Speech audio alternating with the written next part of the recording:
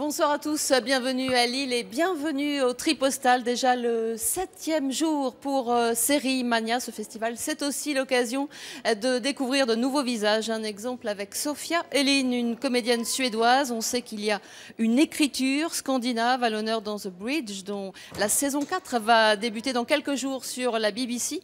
On écoute cette actrice interrogée par Emin Koch et Sébastien Gurek. Je suis très fière du thème de la nouvelle saison de The Bridge. Ça porte sur l'identité, sur qui est bon et qui est mauvais, sur qui a le droit d'entrer dans un pays et qui doit le quitter. Qui sommes-nous pour juger de cela? Je trouve que ce sujet est vraiment intéressant au regard de la crise actuelle des migrants qui ne peut que s'aggraver à l'avenir. On devrait avoir une approche philosophique de ce problème plutôt que d'agir par peur. Il dit que dans sa vie d'acteur, il y a un avant et un après Le Baron Noir, cette série tournée dans la région où il est finalement un peu comme chez lui. C'était donc une évidence pour Série Mania de vous ouvrir les bras. On est très très heureux de vous accueillir sur ce plateau. Bonsoir Cadmerade. J'ai dit ça, moi. Oui, je crois que vous l'avez dit. Je l'ai peut-être rêvé.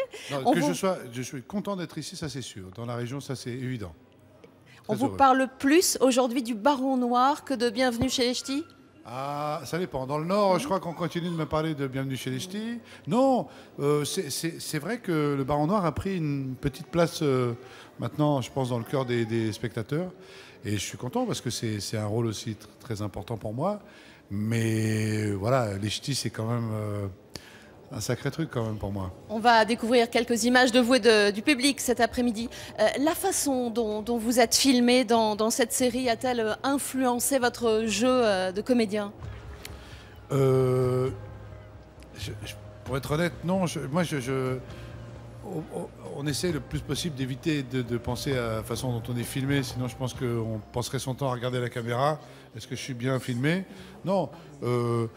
Le rapport entre le metteur en scène et l'acteur, il y a un rapport de confiance.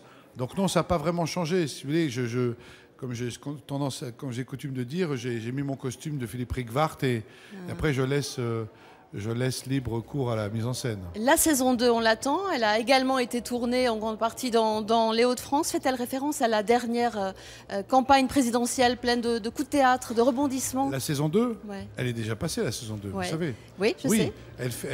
Non, vous avez dit la saison 2, on l'attend. Oui, saison voilà. 3, on l'attend. Saison 3, pardon. Oui, vous m'avez fait peur. Moi aussi, j'ai eu peur, là. Mince. Oh mon Dieu, qu'est-ce qui s'est passé Je ici? Je ne sais pas. Une faille intemporelle, voilà. oui. Non, oui, c'est ça.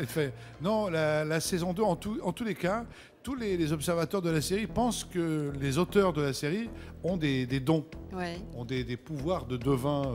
C'est pas possible parce que, a priori, dans la saison 2, on raconte un petit peu la situation politique qui est aujourd'hui en train de se mettre en place. Mais je pense que c'est un peu un hasard, je ne sais pas moi. Et la réalité a souvent dépassé la fiction. Vous n'avez pas croisé Bobby Ewing si. Tout à l'heure, il était là au Tripostal, si. vous l'avez vu? Comment ça s'est passé? Si. Ah, j'ai fait des photos avec lui. C'est vrai? Je le trouve... Ah ouais. Non, je le trouve absolument délicieux, gentil. Et puis c'est quand même un phénomène, quoi. C'est quelqu'un quand même. Hein. Et je le trouve très sympathique. On a fait des photos ensemble. Voilà. Je vais parler en anglais. Avec mon accent. Ouais, il vous a compris, bien sûr. Enfant, vous étiez plutôt Vidocq, les Brigades du Tigre ou bien les Saintes Chéries?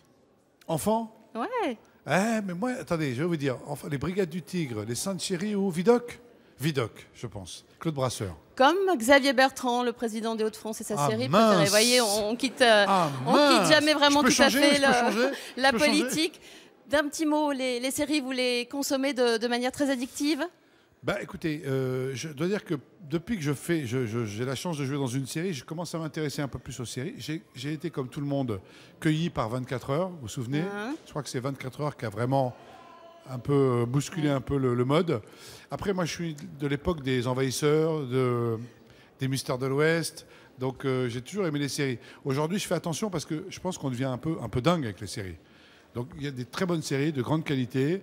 Je les prends petit à petit, au fur et à mesure, mais j'essaye aussi. Il faut que je travaille. Merci. Comment vous faites? Si on Je doit fais les deux, regarder- je Bah fais oui, les deux. mais c'est difficile. Merci mille Bah, merci fois de d'être m'avoir venu invité. sur ce plateau. On C'est était gentil, très très merci heureux. beaucoup. Allez regarder un œuf de dragon dans l'assiette qui dit mieux. C'était hier à la gare Saint-Sauveur, une ambiance un petit peu particulière dans la lumière de Game of Thrones, la saga médiévale fantastique. Mange à Lille est devenu le temps d'une soirée. Mange ta série. 500 couverts hier soir de jeunes et de grands chefs nordistes ont innové lors de ce banquet. Regardez. Sur l'œuf de dragon, donc de Game of Thrones, donc éclat de chocolat fumé, épinards, œufs cuits par le froid. On a travaillé une tourte pour rappeler la tourte aux pigeons qu'on retrouve dans Game of Thrones. Donc voilà, à base de queue de bœuf pour le coup, avec un bon assaisonnement à la moutarde, un ragoût de lentilles. C'est la possibilité de faire une soirée autour d'une série qui me passionne vraiment, de manger tous ensemble, de pouvoir discuter, les coulisses, l'ambiance, enfin vraiment, je trouve le concept vraiment intéressant. Le rectangle blanc n'existe plus depuis Belle Lurette, mais on découvrira bientôt une série dans laquelle les acteurs sont totalement nus. Bonsoir, Bonsoir. Pierre Langlais. Alors est-ce une petite révolution ? Une révolution textile, c'est sûr, sérielle, c'est à voir dans cette série nue qui se déroule en 2026 où une loi transparence, au premier sens du terme, a été votée. Un flic, longtemps dans le coma, se réveille et réalise que tout le monde est nu autour de lui. Alors, c'est non seulement un choc pour lui, mais c'est aussi une série policière puisqu'il va devoir mener l'enquête, puisqu'un personnage important, je ne vous dirai pas lequel, a été assassiné. Donc, un thriller à poil, littéralement.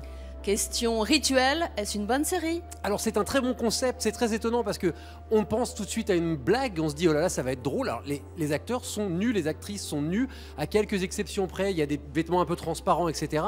Et ce qu'il y a d'intéressant avec cette série, c'est que ça questionne notre regard sur le corps, ça questionne notre rapport à la nudité. C'est très perturbant de voir une histoire presque normale où tout le monde est nu.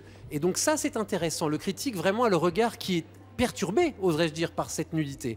Au-delà de ça, la série est un peu longue, pas toujours très drôle, un peu laborieuse dans son intrigue. Bref, c'est assez imparfait, mais l'expérience elle-même mérite vraiment le détour. Donc ceux qui sont curieux de voir ce qu'un thriller à poil peut donner, ça sera début juin sur OCS à la télé française. Merci beaucoup Pierre pour vos analyses toujours précieuses. Merci à vous. Merci aussi à vous de votre fidélité. À très bientôt. À demain.